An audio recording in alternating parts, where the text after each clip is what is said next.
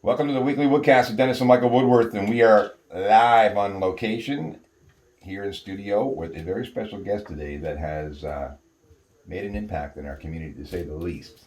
Welcome to the studio today, Stella Bowles. Hi, thanks for having me. Hey, no problem at all. We love having you here because it's a topic, I think, it really is a global topic, which is pollution in the water.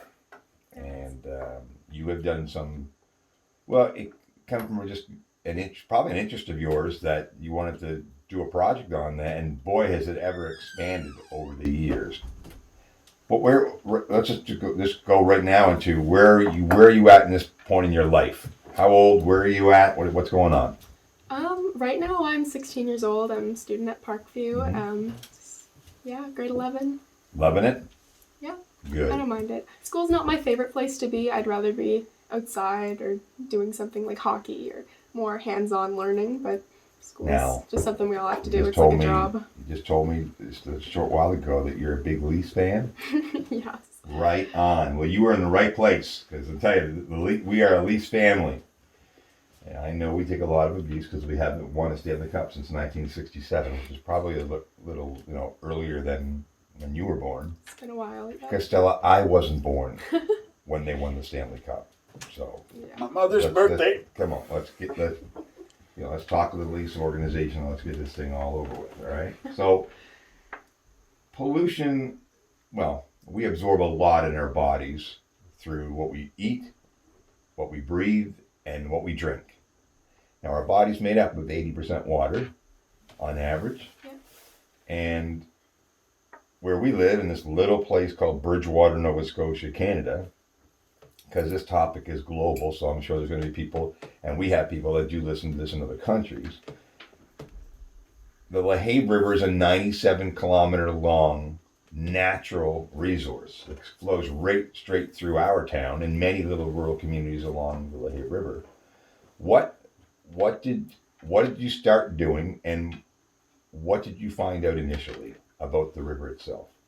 Yeah, so for my grade 6 science fair project, it's been a while, 2015 it started. Yeah, I remember. Yeah, I found out that the river's not safe to swim in, let alone get the water in contact with your skin. So no kidding. Yeah, I had a mentor, his name is Dr. David Maxwell, and he actually walked me through the process of testing the water for fecal bacteria right in my kitchen, and I grew fecal bacteria in my basement.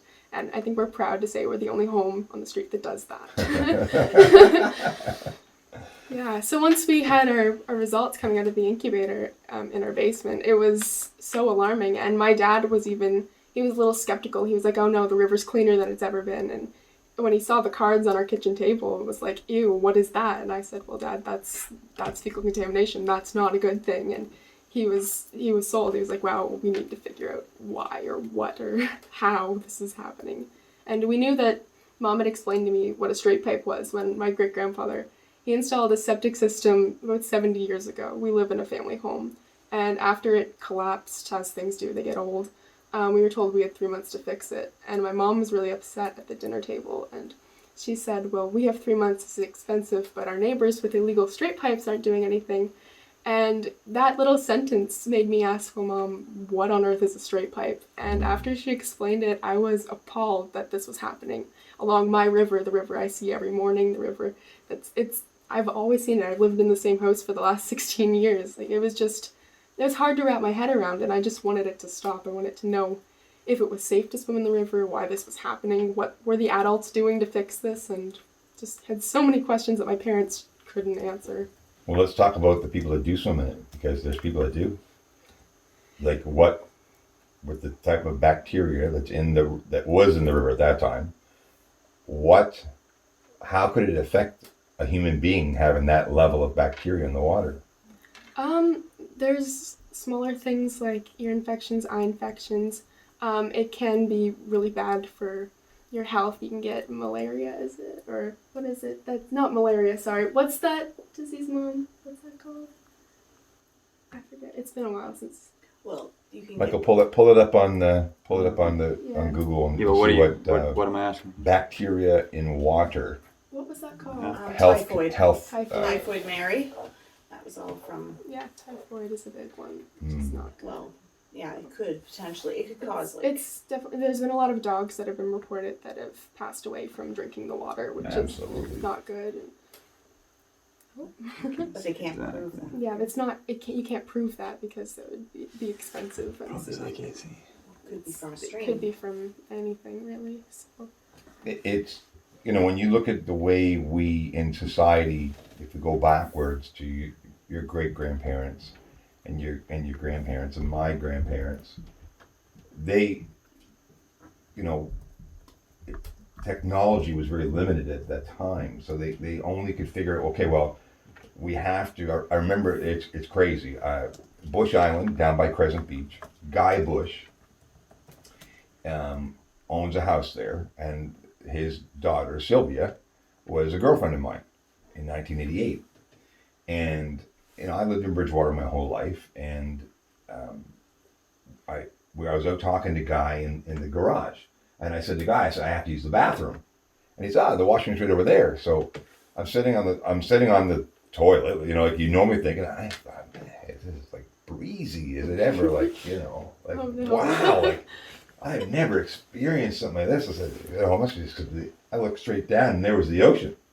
Oh no! Right? I mean, there was the ocean, and I was like, what? Like, how does this happen? Like, but that's what society was like 50, 60, 70, 80 years ago, or even older. And we've got to come up with some better solutions, because if we don't, we're gonna pay for it, and generations after us are gonna pay for it even worse. Yeah, well, the road along where I live, along the river, a bunch of them, my great grandfather and a bunch of his friends, their whole lives revolved around the water. So they didn't install straight pipes. They thought, well, let's put a septic system in it or have an outhouse. They did long before, and just because the water was how they made their money. It's how that was their lifestyle. And I mean, they didn't see back then that putting your sewage in the river, how that was beneficial at all. Or it's not just out of sight, out of mind. It settles. Yeah. Which is really bad. And then the animals that live in that water dramatically get affected by it. Yeah, what we found is, because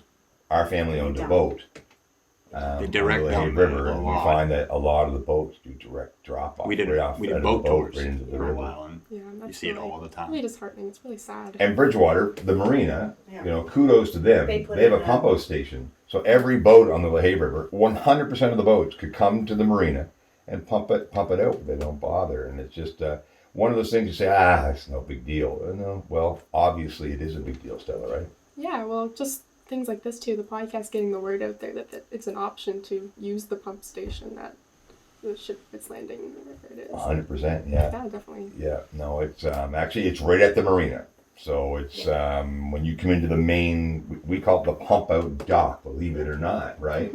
And we encourage all the boat owners at the yacht club and the marina, and anyone that comes from out of any distance to come and pump out before they leave, Yeah. right? Sure. Because the alternative is just not acceptable to us. Michael's very passionate about it, let me tell you. Because not only do they pump out what's the waste, but also the chemicals that are in the tank to keep the smell out. That goes into the water too.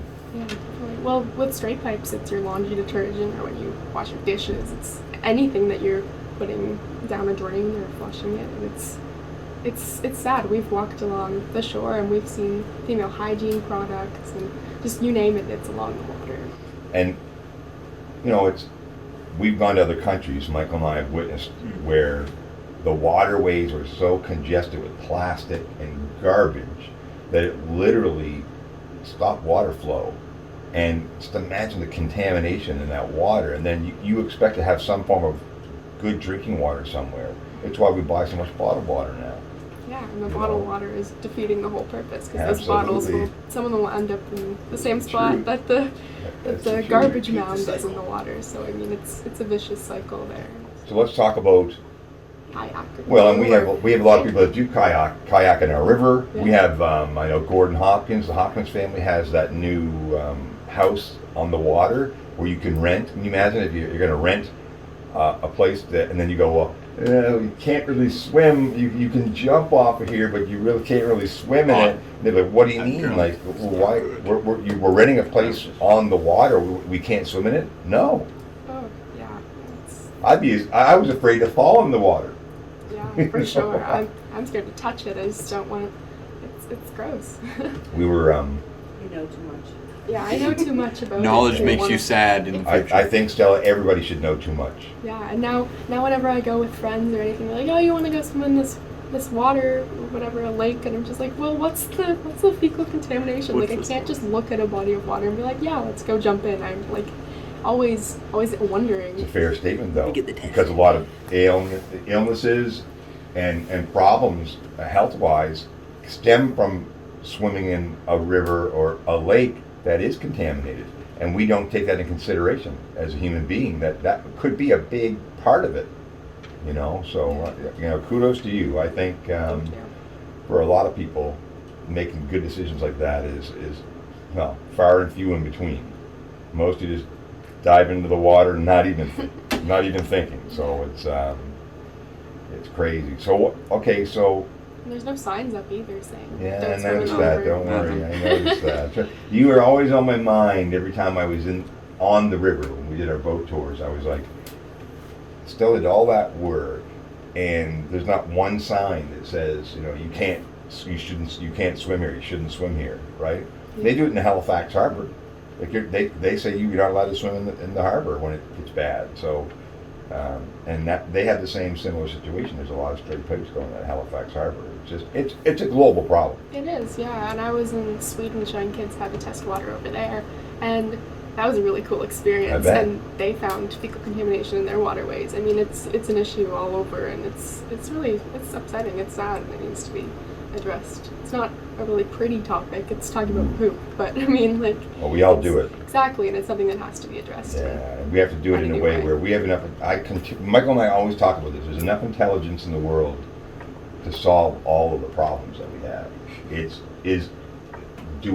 Are we willing to invest the resources in those problems? And we have enough of the resources in the world if we actually took the monetary system out and said, okay, let's not use the monetary system anymore, and let's just share the resources that we have for each other.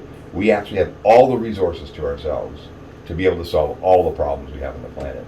Most of the problems that are created are caused because of economics. And this is what Why are straight pipes in the water? Because it's a cost-effective way to do it, right? If somebody can't afford to do it the right way, they have to do it the only way that they can afford to do it. And that's an unfortunate situation on our planet right now, because if we don't start doing the right things, the planet's going to tell us that we're doing the wrong thing. Yeah, and I definitely think Bridgewater, our community, came together, and it took a lot of time and a lot of effort, and a lot of people from different angles and aspects coming together to make this $15.7 million. The change happened, and I think other communities, other countries could take this on as an example maybe, and use it positively to show that, hey, look, this small community did something, maybe we can do the same thing. Well, duplicate success, right? Yeah, definitely. It takes a team. It wasn't just my project, it was everyone's project. Yeah, and you need everyone to multiply that effort, because it's almost 100 kilometers long. So it's not, Bridgewater is just a small segment of the river, right? So, but each one doing their part accumulatively creates a much better result. Yeah, for sure. And over the summer, I love biking, so I would bike along with some friends, and I'd say, hey, look, a septic system. And I'm probably one of the only teenage girls that gets so excited about seeing septic systems, but it's a huge success for our community, and I'm counting down the days for when we can just jump right in the water. It'll be such a huge success for everyone, I think. Well, I think too, when you do something that's purpose-driven and you're passionate about something, it magnetically connects you to others. So when you go to Sweden or you go to other countries and you meet other people that are interested about this subject and creating a solution for it, then you connect scientific people that have the intelligence behind it to create systems to be able to address it as well. Then you start to see that progress. Because there's no good doing a project like that unless we come up with a successful result. Yeah, and I mean, my project, my grade 6 science fair project, it was just supposed to be a project that you do and throw it in the garbage or whatever, but it ended up being so much more, and I guess it became more because I used social media so positively. Yeah. My mom, I was 11 when I had a Facebook page for this, and I had to beg her for a while to get a Facebook page. We compromised at first and had our big sign on our wharf that said this river's contaminated I with fecal remember bacteria.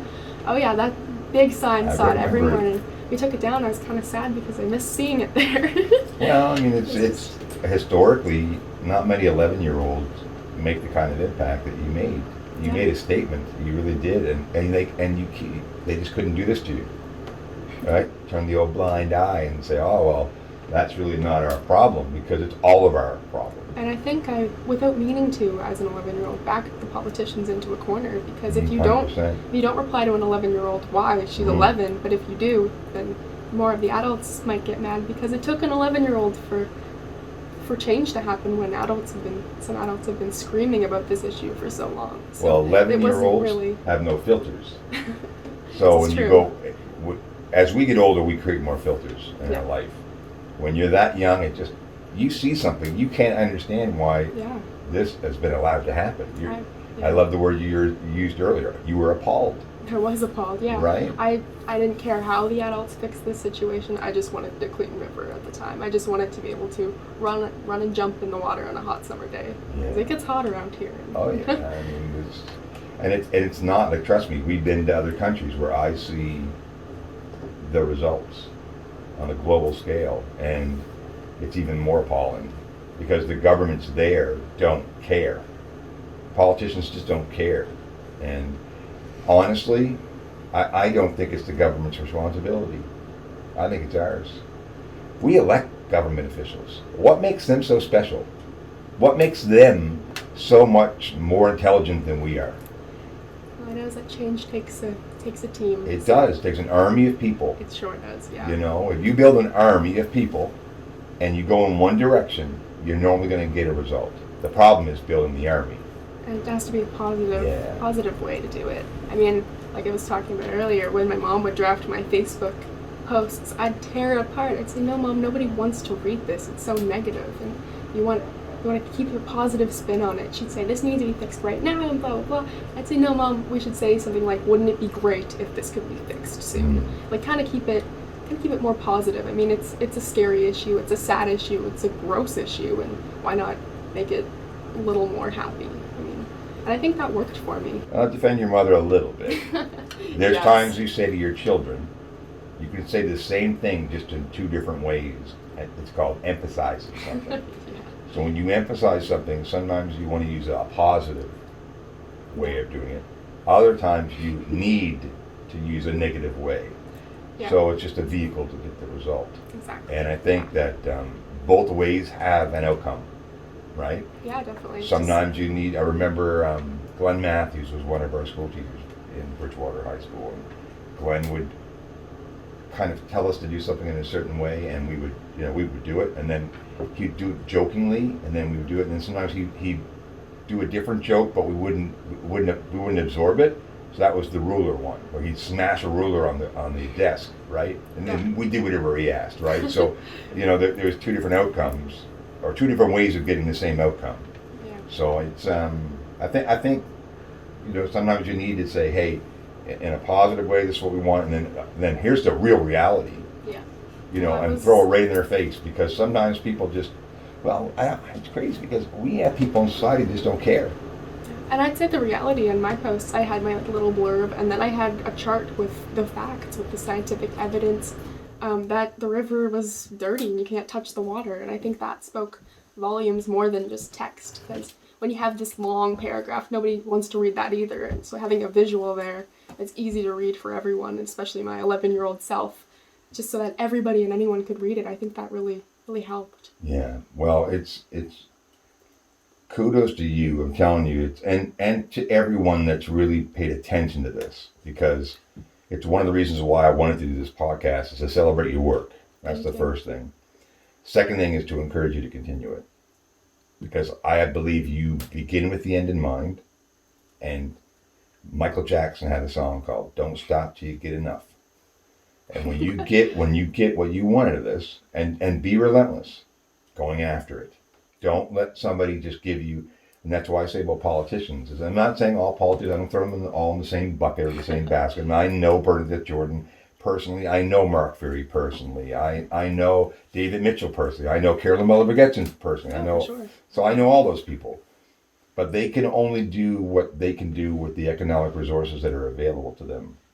And sometimes their parties, especially at the federal and provincial level, can only allocate so much money. Well, we just had one of our wonderful ships get towed out, Yeah, that out of was our river, awesome. which was huge.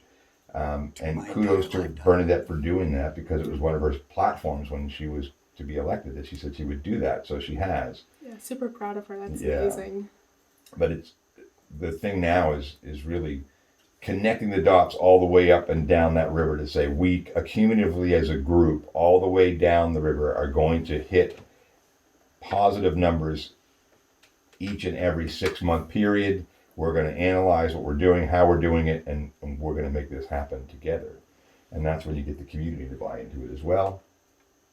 We all collectively do it together, and all of a sudden Stella's project in grade 12, which is 6 years later, she can say, well, here's where we were and here's where we are now. And that's the hopes. That's the hopes, is to have, because the money is for 6 years, so getting rid of 100 straight pipes per year for 6 years, because there are 600 of them about. So hopefully by the end of it, by 2023, hopefully we can say, well, this is where we were and look how far we've come, or we're on the right direction to being able to jump in the water. Do you know how we're doing in regards to those numbers? I'm not sure right now. There have been about 200 replaced, which is amazing. I'm so excited about that, and I'm waiting to see. I'll wait until probably about next summer maybe, and I'll test then to see if anything else has changed. Yeah. Yeah. I know. It was funny because a couple summers ago, or in the fall, we bought a Sea-Doo, and it actually tipped over. And we were at the marina, and when the Sea-Doo tipped over, if you would have saw Fred Flintstone, run on top of the water, that was me, because I thought of you. I was just like, Stella. Hannah, I don't think the Sea-Doo's the best story. I'd like you to tell the cell phone story. Oh no. Oh yeah, no, it was. I just got a brand new Samsung smartphone, and we were going to North Carolina to visit a couple of our friends, and I was just closing the boat down. And when I did, and I always carry my phone in my pocket, but for some reason I had it in my hand that night, and it was a Friday, late afternoon, early evening. We were flying it on Sunday, I believe it was, and I went to grab the zipper. When I did, the cell phone caught the zipper, No. and it fell into the water. And we're talking a brand new $1,500 cell phone. I've never dropped a phone, broke a phone ever. We've had cell phones in our company forever. Never ever broke a cell phone, dropped it, lost it, anything. I've never cracked a screen. I've never done anything to a phone. And that phone fell in the water into the Lahave River. Oh. And I thought, go get it. And then I said, not a chance. I am not jumping into the water. I probably couldn't even see anything.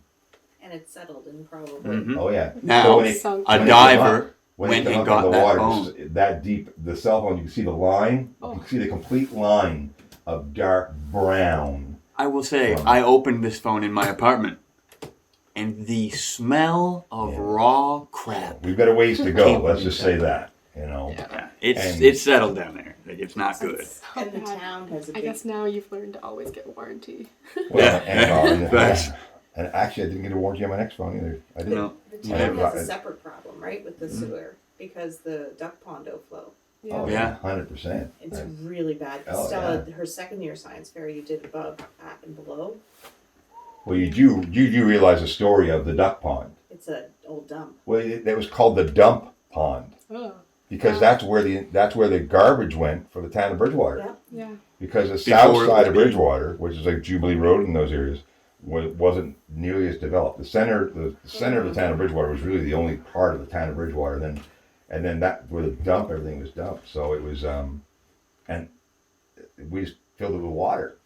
That's all we did. I mean, how many automobiles are put into ponds, rivers? Put aside them. I mean, I can't begin to even imagine how many automobiles have been thrown into the water over the generations, and it's just because our planet is so, resourceful, because it has such a much water mass on it that we can just throw it all in the water. We don't see it; everything's good, And then all of a sudden, I dare anybody, we should have almost like an annual event, bring all the citizens live in the area on the Lehigh River and say, today we're diving in the water together. Oh. And see how many people actually would do it. Yeah, I don't know. One of the kids I babysat, she referred to it as the poop sprayer in Bridgewater, the fountain. Oh, yeah. I like Yeah. that analogy. I Yeah, thought that was yeah. funny. Oh, That's Carol Publicover wouldn't he wouldn't want you to talk about something like that because he's the one that had the idea for the fountain. So okay, so let's talk about where that project, the 600 straight pipes we're trying to fix. What other things has it led you to do? Like you said, you visited the Toronto Maple Leafs Yeah, that organization. Tell the listeners what happened there. Yeah, so I won an award through the Canada Walk of Fame, and it was associated or sponsored by the MLSE Foundation, which is the Toronto Maple Leafs Foundation. And they actually gave me a signed jersey by the whole team with my name on the back of it and everything. It says Bowles, and I love that. And when I met the owners of the team, I said, well, I've never been to an NHL game, and they said, oh, we'll fix that. And I thought they were joking, but then we had an email when we got back home from Toronto, and they said, no, we actually mean come up with your family. Yeah, of course, yeah. We'll get you tickets. And we had tickets right behind the bench. First place organization, they really are. They haven't won a Stanley Cup for a long time, but they are a first class and they're the most valuable organization in the hockey world in regards to its net worth. So Definitely very nice people that yeah, are associated no with question. them. So what other things have you experienced? I actually, when I was 14, got to go to the jungle. I was a Canadian youth ambassador, so I got to go to Ecuador. I had Very no cool. parents, nobody I knew. It was 30 youth from around Canada, and we went to help build a school, and that was the best 10 days of my life. I had no parents, no Wi-Fi. I made my best friend, Meg. She's actually third-year university, so there was a big age gap between us, but I tend to usually go with older people. Well, that's magnetic thinking right there. Yeah, for sure. Exactly. And I mean, it was an incredible experience, minus the water snakes and tarantulas. And I mean, I'd go again in a heartbeat. It's a different world. Yeah, it was incredible. I still can't explain it. I love everybody that went on that trip, and everybody clicked, and everybody had their own issue or topic they were talking about. So I had the river, and other people were talking about nursing homes or other worldly issues or things in Canada that they wanted to help. And just having other youth that were like-minded and really cared about helping the world really opened my eyes to so much more beyond just Bridgewater, I guess. And it was Absolutely. It was incredible to meet other people who were so passionate. Well, it's hard to connect the dots sometimes, but magnetically it seems to happen that if you radiate the right kind of energy and you put yourself in front of that energy, then you'll connect with others that think similar to you, and it creates an environment for you in your life that fulfills you. You mentioned earlier, but it was the greatest time of my life. I had no parents. Well, your parents, let me tell you something about your parents. Your parents love you more unconditionally than any other person you'll ever meet in your life. Oh, for sure. Yeah. That's the first thing. But to have freedom like that as a young person, I understand what you mean. Yeah. I really do. I mean, Michael and I have experienced a lot of things together as a father and son that has opened our eyes. It really has. I mean, because we've grown up in the same town as you have and your family has for a long time. So when you only see your situation in life and how your life is, to learn how other people live really gives you an eye-opening experience. Yeah, so much. And I think so. more youth need to have that opportunity. Oh yeah, I if everybody could, that would be it's such an amazing thing to find other people that have the same interests in you. And sometimes they're your next door neighbor, but sometimes it's somebody in British Columbia or Sweden, right? Absolutely. The world's such a big place, but such a small place at the same time. Well, that's where we need to invest money. I think the government itself, that kind of money that's invested creates solutions for the planet. And we need to create solutions. I mean, another huge advocate for global warming right now is Bernie Sanders, who is the senator in Vermont in the United States. He was actually running to be president. And he is so serious about the planet itself and what we're doing to it and how we're affecting it so dramatically, right? And whether you're a Bernie Sanders fan or not, I really don't care. All I care about is the people that actually get it, that this is not a hoax. This is not some, crazy thought process. This is for real, and we're in a very pivotal time on this planet's life, where if we don't do something about it, it's going to do something to us. Yeah, for sure. The world's is a scary state right now. And with the whole global pandemic happening, I mean, the world's it's going wild. I mean, it's a different place than it was 2 years ago at this time. Huh. Amen, amen to that. We've had many conversations here at this table. This table is going to be very important to me one day. Because we've had many topics of conversation on this table and or at this table. And the pandemic has been a topic we've conversed about regularly, but that's one piece of bacteria. One little Shut virus. down the world. Shut down the world. So it tells you like what's in that water and what's in our air, and you know what factories are polluting in the air that falls to the ground, that goes into the water. It all connects to each other. And nature has a great filter system, but it can't handle the abuse that we're giving it, especially over the last 40, 50 years.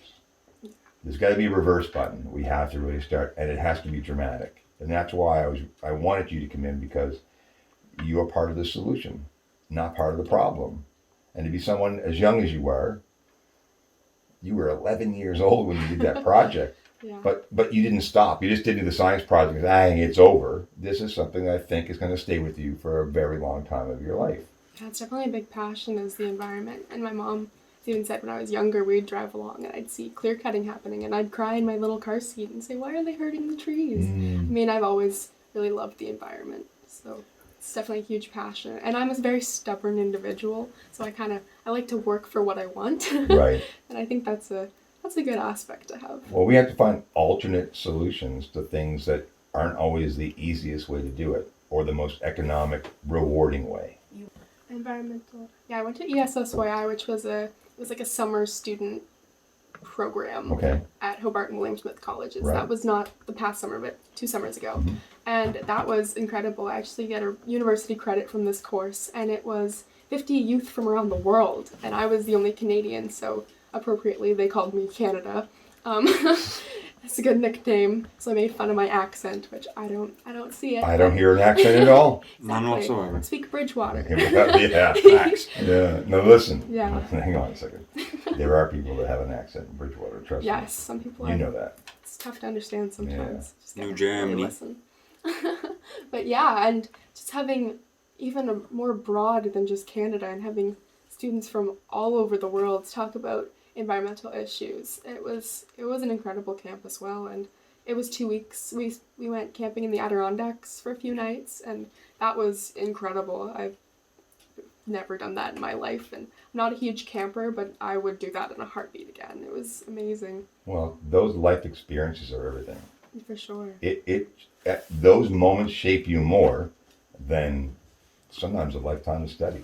Yeah, I definitely think, and I grew a lot of independence from even flying alone. That was something. Oh, that's an experience, life experience. Yeah, right? I love flying, and just I've done it a bunch of times with some travels from this project. And I mean, I like drag my parents through the airport. No, this way, and just thinking my mom was kind of nervous to send me alone, and I was like, oh, I'll be fine. And Every parent should be nervous to do that, but it's part of letting an eagle fly.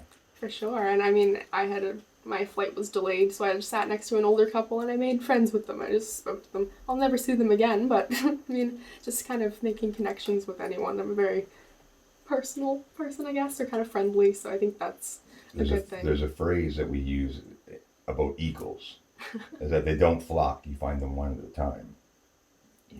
They're not part of a herd. Eagles soar at a different pace. They set a standard, and the way that animal represents itself individually is why we use that symbolism as an eagle of being a leader. And you're an eagle. And now you have to soar and use your passion and love and interest to build relationships on a global scale to find real solutions. I'm going to challenge you. Trust me. Thank you. I'm very proud of what you've done, but I'm even more anxious to see what you're going to do. Me too, actually. I'm anxious to see what's next or what's behind the next corner. Well, I mean, it's challenge yourself. Definitely. There's a book that Steve Harvey wrote. I don't know if you know who Steve Harvey is. From TV, He's the yeah. comedian. He does Family Feud. Yes. But he's also a very good writer. And there's a story about a flea, and that fleas can jump thousands of times their height, right? Like we can't. Like if you're 6 feet tall, you can't jump 6 feet, right? So, or most people can't, the majority. Fleas can jump 1,000 times their height. So essentially what happens is if you put fleas in a jar and you put the cover on top, the fleas will jump and try to, you know, see what's going on. But then all of a sudden the fleas learn, well, I'm hitting something, an object. I'm not going to jump that high anymore. I'm going to jump just a little lower. And then when they have children, they actually teach those children only to jump that high, right? Yeah.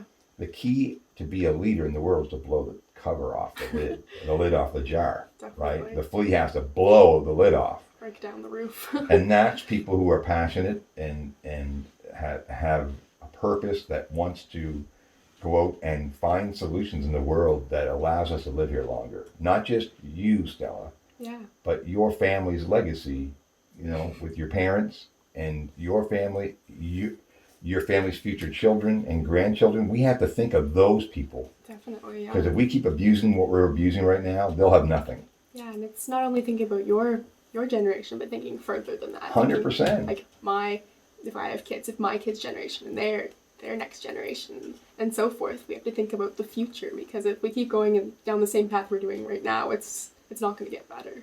I really believe this.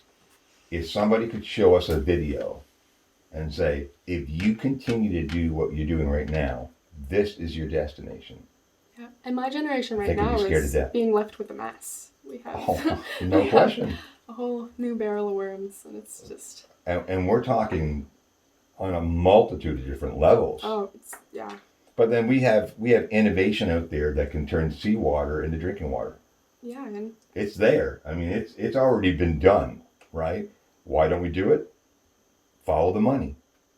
Why are we cutting down the rainforest in Brazil? Because they're herding cattle there. Why? Follow the money. Why are we still using automobiles with fuel in it?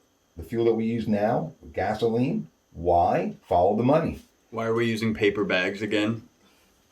You know, that was a step that I'm very pleased to be a part of, is that we finally said we just can't keep using plastics the way we're using them, because eventually when you see oceans filled with plastic floating that affects turtles and dolphins and whales and like the sea life in the world, because we just neglectfully abuse the environment. I will say I don't agree with the use of paper though either. That was my point on that. Well, I paper, don't agree I going know. backwards It's a better to using alternative. paper. I mean, because we ultimately built plastic. reusable. You should have reusable everything and Yeah. just and buy it once. Plastic bags were made to be reusable bags that you could take home, reuse again. But it's just the human mind. Who has the bags that are woven together from Sobeys that you can buy, and who has 8 million of them? All of us. Yeah. We all buy new ones every time we go to the store and bring them home. And just keep doing it. It's starting to get a good habit though. Like you get out of the car, you get your bucket or your bags. You got it. go You in. have to get in that If not, routine. it's like Costco, and you put everything in your cart and then you bring it to the car and put it all. Yeah. Costco's crazy that way. Yeah. I don't know. I love love it. it. I love it. They're great. It's, You know, it's great. it's very unique to go to Costco, because you're loading the car full of stuff that you buy, but you're usually buying packages of stuff Yeah, there. it's bulk. 6 of this and 8 of those and 10 of these and Yeah. But Big, it giant is. toilet It's- paper bags. and it's a step by step process. It's reprogramming people. Yeah, definitely. I We're think it's a programmed to think a certain positive way. impact to be able to say, hey, I gotta grab my reusable bags in the car and take them in the store. And I think that's a good habit for everyone to get into. It's just bringing your own bag, because one little thing like that, just reusing your bags, is doing so much more for the world. And where our community has gotten rid of these plastic bags that nobody's reusing and just throwing out, I think that's making a big impact by reusing your bags. What are you, obviously you're a year and a half away. What are your plans for after you graduate from high school? That's what I'm asking myself actually right now, is what do I want to do? And I mean, I really like people. I love interacting with people. I love politics.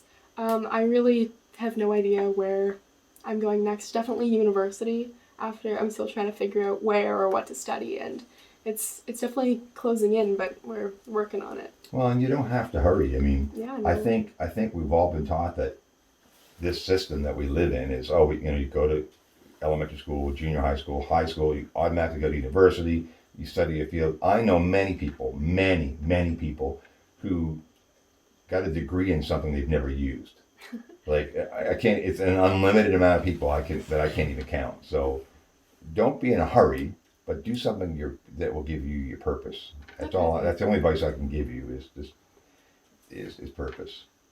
Yeah, I'm definitely looking forward to. Sorry, Mom. I'm looking forward to moving out and kind of exploring the world. When I go to university, I want to go to like Toronto or somewhere careful what outside of you Nova wish for. Scotia. I'll always come home. That's where Yeah, the of food course. is, right? I mean, that's part of being an eagle. The story of the mother eagle is that when a baby eagle is born, the way they actually teach their eagles to fly is they just drop them out of the nest. Have fun. And the eagle either learns to fly, or the mom eagle goes down and grabs the eagle, brings it back up to the nest again, then throws them out again, until they learn how to fly on their own. Ultimately, we eagles have to fly on their own, and you're going to make that decision. And wherever you go, just be a positive impact. That your mother, I know your mother and father are already proud. I mean, but the reality is try to be a positive impact in society and on the environment, which is what you've already started since you were 11 years old. Yeah, and I hope to continue. Is there anything else you want to add to this? What did you want me to say about that, Mom?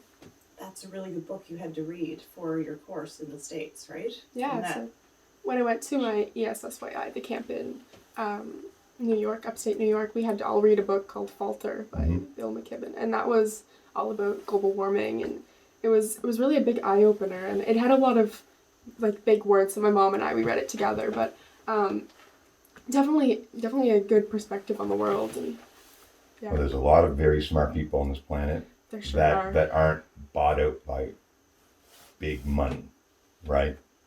And when you're able to meet people that want to create the solution and understand scientifically that we need to make some adjustments, those are the kind of people you want to learn from, because if there's not always an economic gain that gives you the advancement in life. I tell people, I know rich people and I know wealthy people, and they're two different types of people. Wealth can be measured in so many different ways. Rich people, it's just money.